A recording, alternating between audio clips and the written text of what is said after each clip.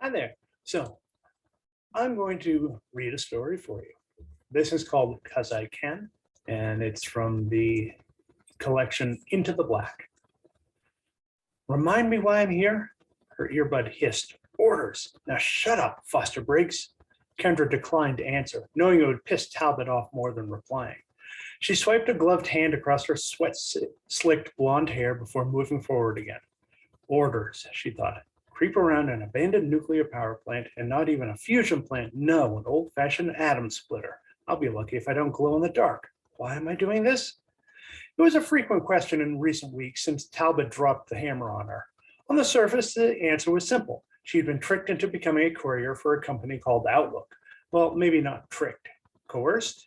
Backed into a corner? She'd gotten there on her own through her own blindness and naivete, so probably could have gotten out. If she'd turned them down, it might have been a personal disaster, bankruptcy, shame, her name muddied, all that. But she would have started over, rebuilt, survived, but she'd chosen the easy route. Again, being a courier? Sure.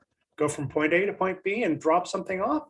Do that for a few years, part-time, and she'd be free of her obligation? She could live with it. The only problem, living wasn't guaranteed as a courier.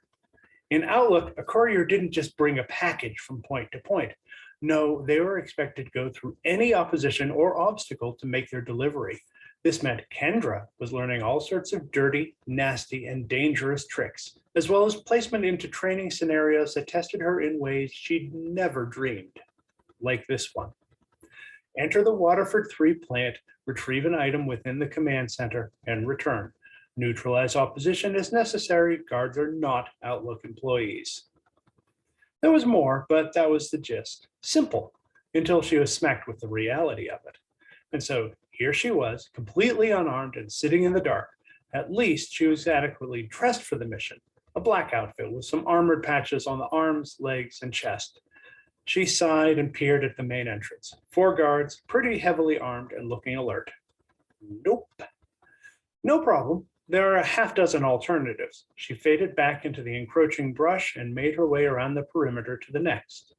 2 more guards, just as heavily armed and standing in a pool of light. Worse. Damn. She slapped at a mosquito trying to burrow into her neck and moved again. 3rd entrance. 4th. 5th. 6th. All guarded, all looking alert, and her task is looking more and more impossible. She slunk into the dark to think. Pout. Whatever. Fine, I'll sit here until this stupid exercise is over and they can do what they want. Fire me. I don't care. Her attitude lasted until the flashlight shone in her face and a harsh voice grated, "Get up." Oh, shit. Her hesitation brought the sound of a round being loaded into the chamber and a growled, "Now." Kendra slowly extended her hands before her. She had to appear harmless, and now she was regretting her outfit. Harmless? In a skin-tight black suit? Well, if it was easy, anyone could do it, and getting out of this with her skin intact wasn't going to be easy. She had an incentive. The local goons wouldn't have any hesitation about bruising, using, and abusing her. Oh, thank Zeus, you found me. She put as much innocent relief into her voice as her years of acting could manage while studying her erstwhile captors. There were 3. 1 to the left, leveling a rifle at her. 1 in the center, shining the flashlight, and 1 to the right, speaking.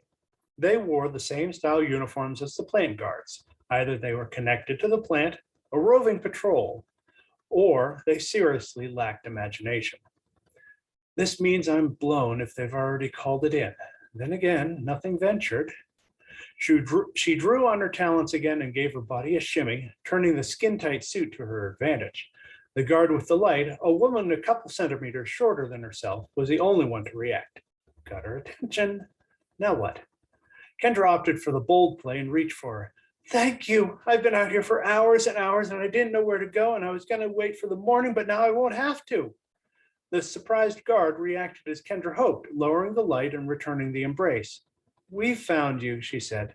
Kendra's hand rested on the flashlight, a big, solid, military-grade type.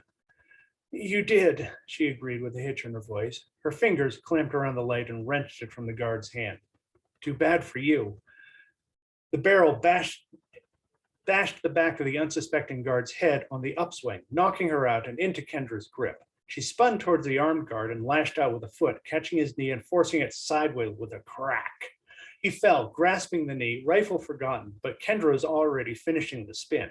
The last guard's jaw proved as vulnerable to the heavy flashlight as the first's skull.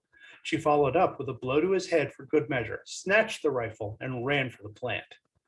There was one last potential entrance, a cooling water outlet pipe, and she headed there now.